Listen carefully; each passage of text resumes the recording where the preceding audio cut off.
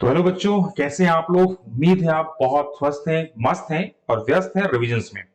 हमने याद किया था आप लोग के रिक्वेस्ट पे कि cap issue of shares, accounting for issue of shares, उसके अंदर हमने फॉरफीचर एंड रीइश्यू टॉपिक पे बात की थी। लास्ट वीडियो में हमने फॉरफीचर ऑफ शेयर्स के ऊपर डिटेल्स बात की विथ न्यूमेरिकल्स।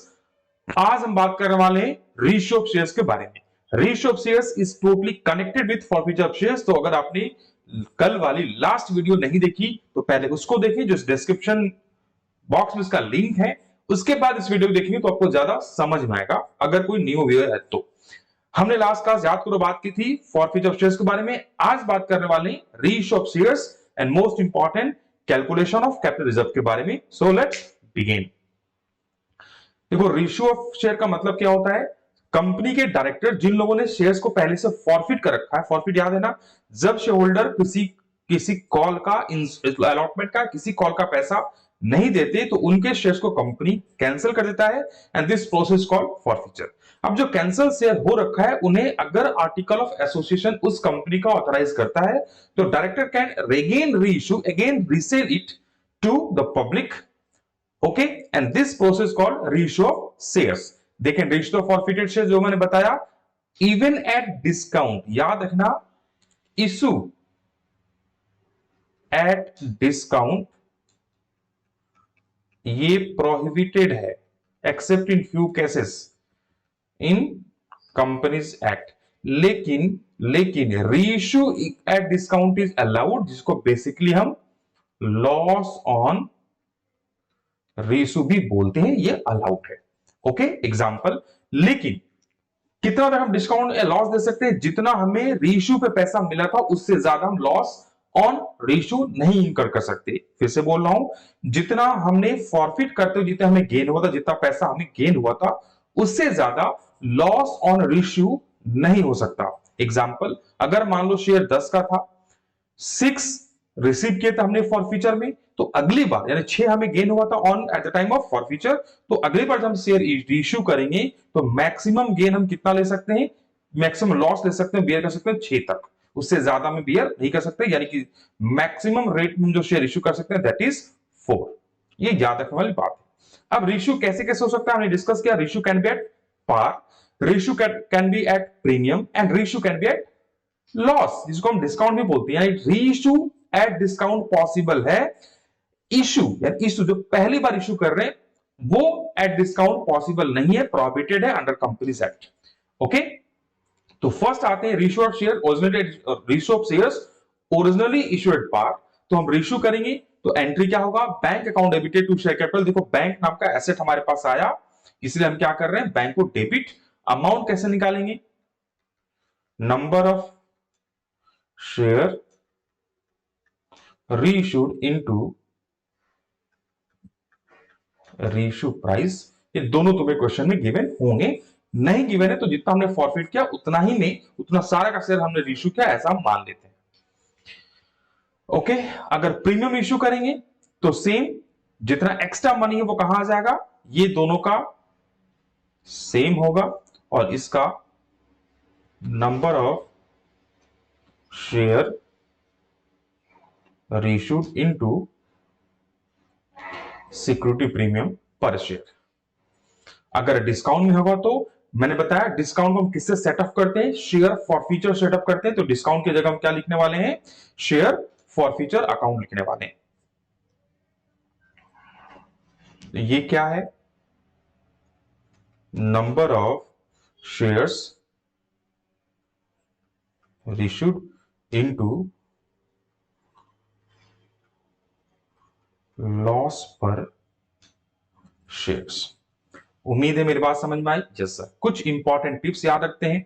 सबसे पहले, if shares are forfeited at loss then the loss on reissue is debited to share forfeiture account. अगर रीइश्यू कर रहे हैं एट लॉस तो उस लॉस ऑन रीइश्यू को हम कंपेंसेट करते हैं शेयर फॉरफिचर से। सेकंड है, किसी भी केस में लॉस ऑन रीइश्यू एक्सीड नहीं कर सकता जितना कि हमने गेन किया था ऑन फॉरफिचर। और रीइश्यू करने के बाद लॉस कंपेंसेट करने के बाद भी अगर कोई पैसा बच जाता है ऑन फॉरफीचर अकाउंट, उसको हम एक सेपरेट अकाउंट में ट्रांसफर करते हैं जिसका नाम है कैपिटल रिजर्व अकाउंट। ओके। और अगर हमने रीइश्यू भी ज्यादा रेट में कर दिया, 10 का शेयर 12 में कर दिया, तो एक्सेस मनी जो आया उसको हम डालते हैं सिक्योरिटीज प्रीमियम अकाउंट में। ओके। अब एक एक नंबर कर लेते हैं। देखो, बोला एक कंपनी ने 10,000 शेयर इश्यू किया, 4 एप्लीकेशन था, 3 अलॉटमेंट था, 2 फर्स्ट कॉल, एक बचा जो कि फाइनल कॉल में है। एक शेयर होल्डर ने 900 शेयर लिया था, उस दोनों कॉल नहीं दिया, उसके कॉल को हमने फॉरफिट किया एंड शेयर को अगर इश्यू करते हैं 10 में तो क्या होगा, 8 में इश्यू करते हैं क्या होगा, और 11 में इश्यू करते हैं तो क्या होगा, तीनों cases par premium discount cover हो जाएगा। ओके। तो सबसे पहले क्या करोगे, रीइश्यू नहीं, सबसे पहले फॉरफिट करेंगे। फॉरफिट का याद है ना, कल मैंने एक डायग्राम बताई थी, वो तुम कैलकुलेट कर लोगे, ऐसा मैं मान के चल रहा हूं। तो सबसे पहले फुल्ली कॉल्ड अप है क्योंकि दोनों कॉल नहीं दिए, 2 ही कॉल है, फर्स्ट और फाइनल कॉल। तो डायग्राम बनाओगे तो याद है डायग्राम कैसे था, application, allotment, first call, final call, ये 4 3 2 1, यहां से स्टार्ट करेंगे यहां तक, टोटल कितना हो गया 10। ये कॉल्ड अप हो गया, ये दोनों पैसा नहीं मिला, ये एरियर, ये पैसा मिल गया फॉरफीचर। तो बैंक में कितना आएगा, पूरा 10, 900 इंटू 10 यानी कि 9,000। फर्स्ट कॉल हमें नहीं मिला 2 करके, तो 2 share first call 1800। Final call 1 रुपया नहीं मिला, फाइनल कॉल में चल गया, या दोनों की जगह तुम कॉल्स इन एरिया वर्ड भी यूज कर सकते थे। और 10 में 3 नहीं मिला तो रिमेनिंग 7 मिला होगा, वो आ जाएगा शेयर फॉरफीचर अकाउंट में। अब देखो, हम पहला केस क्या है, रीइश्यू कर रहे हैं 10 में, तो बैंक में पैसा कितने आएंगे, bank account debited to share capital, पूरा 10-10, कोई लॉस नहीं हुआ। ठीक है, तो कोई लॉस नहीं हुआ, कैपिटल जब सेपरेटली हम डिस्कस करेंगे। ठीक है, नेक्स्ट आते हैं, जब हमने 8 में रीइश्यू किया, फॉरफीचर की एंट्री सेम होगी। बैंक अकाउंट डेबिटेड फॉर्मूला क्या बताया था मैंने, number of share forfeited, sorry number of share reissued into reissue price, reissue price दिया 8। तो जो 2 लॉस हुआ, क्योंकि 10 का शेयर 8 में इश्यू कर रहे हैं, उसको हम कंपेंसेट किससे करने वाले हैं, शेयर फॉरफीचर से। तो फॉरफीचर अकाउंट को डेबिट कर देंगे 9 करके। ठीक है, कैपिटल हमेशा पार वैल्यू जाता है। थर्ड, जब हम 11 में इश्यू करेंगे, अगेन फॉरफीचर की एंट्री सेम होगी। डिफरेंस कहां आएगा, रीइश्यू में, यहां पर हमें कितना पैसा मिलेगा, 9 इंटू 11 9900। कैपिटल हमेशा पार में यानी कि कॉल्ड फेस वैल्यू या कॉल्ड अप मनी में जाता है, तो वहां पर 9000 आएगा, जो एक्स्ट्रा 1 रुपीज बचा वो आएगा सिक्योरिटीज प्रीमियम में। उम्मीद है समझ में आया, यस सर। अब आते हैं transfer of profit on reissue share to capital reserve में। जैसे मैंने बताया कि शेयर रीइश्यू करने के बाद भी अगर कोई पैसा कैपिटल फॉरफीचर में बच जाता है, तो उसको हम ट्रांसफर करते हैं कैपिटल रिजर्व में। एंट्री होती है share forfeiture account debited to capital reserve. ये कैसे निकालेंगे, number of shares reissue into net gain पर शेयर। नेट गेन क्या होता है बताऊंगा, या नेट गेन देख ही लेते हैं। तो इसको निकालेंगे, gain on forfeiture less reissue on forfeiture, जो बचा वो है नेट गेन, और यही यहां जाने वाला है। एग्जांपल देखते हैं, बोला कंपनी 10,000 शेयर इश्यू किया, वही सेम एग्जांपल है, 900 शेयर पे हमें पैसे दोनों कॉल के नहीं मिले। अगर कंपनी 10 में इश्यू करता है, रीइश्यू करता है, 8 में करता है, 11 में करता है, तो कैपिटल रिजर्व में कितना जाएगा वो हम बात करने वाले हैं। अभी तक हमने रीइश्यू की एंट्री पास की, तो याद करो रीइश्यू की एंट्री पास करने के लिए तुम्हें पहले फॉरफीचर की एंट्री पास करनी होगी, और कैपिटल रिजर्व की एंट्री पास करने के लिए, अमाउंट जाने के लिए पहले रीइश्यू की पास करनी होगी। तो तीनों आपस में कनेक्टेड है। तो सबसे पहले कैपिटल शेयर फॉरफीचर के अकाउंट पास करते हैं, फुल्ली कॉल्ड अप है इसलिए कैपिटल अकाउंट डेबिटेड टू, हमें क्या करने मिला, फर्स्ट कॉल का शेयर पैसा नहीं मिला 2 रुपए करके, फाइनल कॉल नहीं मिला 1 रुपया करके, तो 900 यानी कि नंबर शेयर फॉरफिटेड इनटू 2 वो आ गया फर्स्ट कॉल में, 9 इंटू 1 वो आ गया फाइनल कॉल में, और जो बच गया 7 वो आ गया सर फॉरफीचर में। हमने पार में इश्यू किया, कोई लॉस नहीं हुआ, तो बैंक टू शेयर कैपिटल। अब मुझे बताओ तुम्हें फॉरफीचर में कितना गेन हुआ था, सर एक शेयर पे 7 रुपया गेन हुआ था। रेशियो लॉस कितना हुआ 0, तो पूरा का पूरा 7 रुपया हमारा नेट गेन है, तो पूरा 7 रुपया कहां डाल देंगे, कैपिटल रिजर्व में। देखो जैसे प्रॉफिट ऑन 900 शेयर्स कितना हुआ, या इसको 1 शेयर पे भी लिख सकते हो 7 हुआ, लॉस 0 हुआ, बचा कितना 7, और 900 इंटू 7 पर शेयर वाइज भी निकाल सकते हैं। या ऐसा देख सकते हो हमें 6300 का गेन हुआ था, लॉस यहां पर कुछ भी नहीं हुआ, जो बचा वो हमने यहां डाल दिया। ठीक है, यस सर। सेकंड, अगर हम 8 में इश्यू करते हैं तो याद करो 2 रुपए का लॉस हुआ ना, bank account debited to share forfeiture, 2 रुपए का लॉस हुआ। अब हमारा देखो हम कमाए थे कितना 6300, कौन सा ये वाला for future gain, gain on for future, loss हो गया ऑन इश्यू 1800, जो बचा वो हम यहां डाल देंगे। इसको हम एक और तरीके से निकाल सकते हैं, पर शेयर वाइज भी निकाल सकते हैं। तो गेन ऑन पर share eight the time of for future कितना हुआ था सर 7 हुआ था, लॉस हुआ 5, बचा कितना, सॉरी लॉस हुआ 2, बचा कितना 5, और 900 शेयर्स था इंटू 5, दिस इज 4500। जब हम रिश्यू कर रहे हैं 11 में कोई लॉस नहीं होगा, जो एक्स्ट्रा मनी बचा वो प्रीमियम में जाएगा, तो पूरा का पूरा पैसा ट्रांसफर कर देंगे हम कहां पर, कैपिटल रिजर्व में। उम्मीद है मेरे बात समझ में आई। इन तीनों की समरी एक बार देख लो तो तुम्हें ज्यादा समझ में आकर जब कंपेयर कर पाओगे। पहले वाले केस में देखो हमें गेन कितना हुआ, तीनों में ही गेन 6300 का 6300 का 6300 का, यहां कोई लॉस नहीं हुआ, पूरा का पूरा पैसा डाल दिए। यहां 6300 का था, यहां भी कोई लॉस नहीं हुआ क्योंकि प्रीमियम है, तो पूरा पैसा हमने डाल दिया। यहां कमाए 1800, लॉस ऑन इश्यू, सॉरी कमाए 63, लॉस ऑन इश्यू 1800 हो गया, माइनस करके 4500 डाल दिया। या पर शेयर भी निकालना बताया। यही टॉपिक हम डिस्कस किया, तो इसे थोड़ा सा स्किप मार सकते हैं।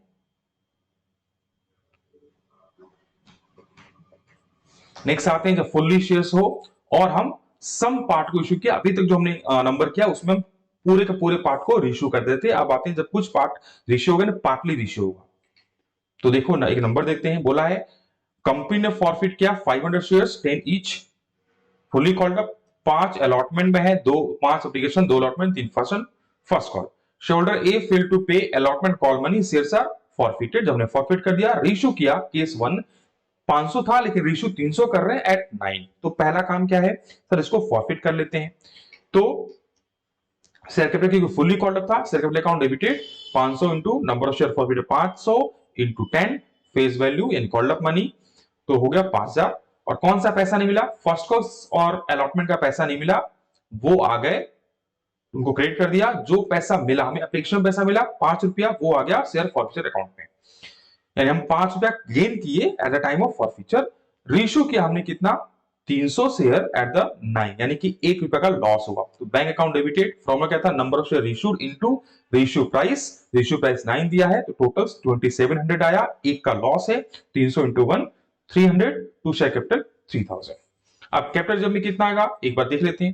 देखो प्रॉफिट ऑन 500 शेयर कितना हुआ 2500, तो 300 में कितना होगा, इसको क्रॉस मल्टीप्लिकेशन करके कैलकुलेट किया गया है ऐसा, 500 में 2500, तो 300 में कितना ये निकला, ऐसा क्रॉस मल्टीप्लिकेशन किए ये निकला 1500।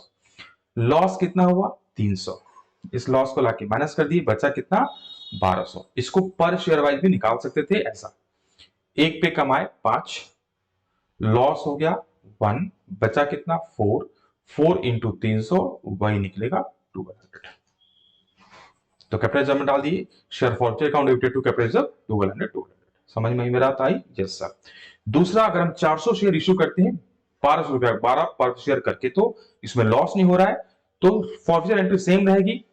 रिश्यू में बैंक में आएगा 4800 क्योंकि हमने प्रीमियम इश्यू किया, to share capital 4000, to security premium 800। अब देखो लॉस कितना हुआ, कुछ नहीं हुआ, तो निकाल लेते हैं। प्रॉफिट कमाए 500 पे 2000, तो 400 पे कितना क्रॉस मल्टीप्लिकेशन कर दिए हम 2000 कमाए, है ना, 500 कमाए 2500, तो 400 पे कितना कमाएंगे, इसको क्रॉस मल्टीप्लिकेशन किए तो निकला 2000। लॉस कितना हुआ नील, टोटल बचा 2000, ये डाल देंगे कैपिटल रिजर्व में। अगर पर शेयर वाइज निकालना चाहते हो तो भी निकाल सकते हैं। एक में हम कितना कमाए 5, नुकसान कितना हुआ 0, बचा कितना 5, 5 इंटू 400 वही 2000 आएगा। तो share forfeiture account debited to capital reserve. उम्मीद है यहां तक मेरी बात समझ में आई। अब आते हैं when shares are partly called up and shares are forfeited, all the forfeited shares are issued। अभी तक हमने जितने भी नंबर्स किए वो सारे के सारे नंबर फुल्ली कॉल्ड अप थे। अब आते हैं जब वो पार्टली कॉल्ड अप होंगे। तो देखो कंपनी शेयर 2000 से इश्यू किया 10 ईच, 3 एप्लीकेशन है, 2 अलॉटमेंट है, 2 फर्स्ट कॉल है।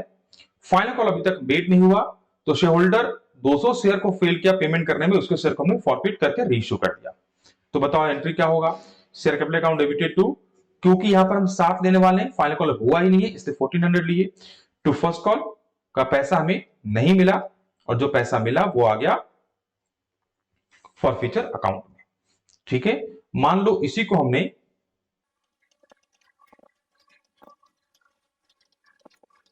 Bit A 8 fully paid up, 6B 6 पर शेयर, ऐसा दे सकता है।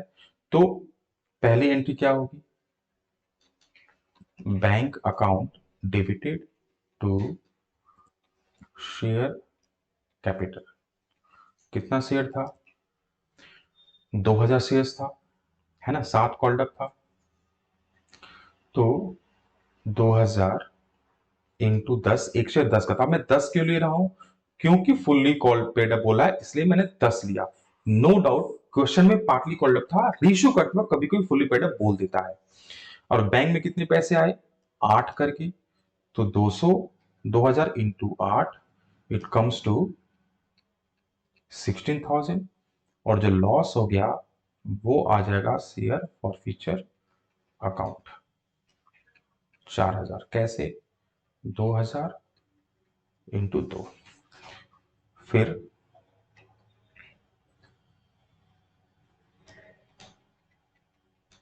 Share forfeiture account debited to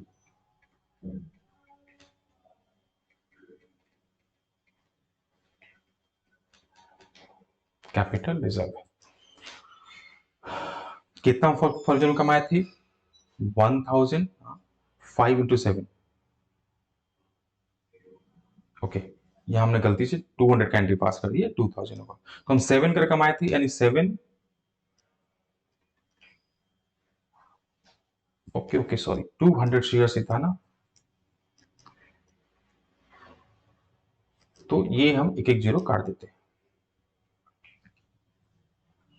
क्योंकि 200 शेयर ही था। ओके, तो 200 पे हमने कितना कमाया था? 7 करके, यानी 1400। यहां लॉस कितना हुआ? 400, तो बचे कितना? 1000। वंस अगेन चेक कर लेते हैं। ओके, दूसरा क्वेश्चन बोला है कि हमने 6 पर शेयर इशू किया और कुछ नहीं बोला फुल्ली पेड अप कॉल्ड कितना, तो हम ये मानेंगे कि जितना कॉल्ड अप था ना उतना का ही पेड अप था, उतना का ही हमने इशू किया।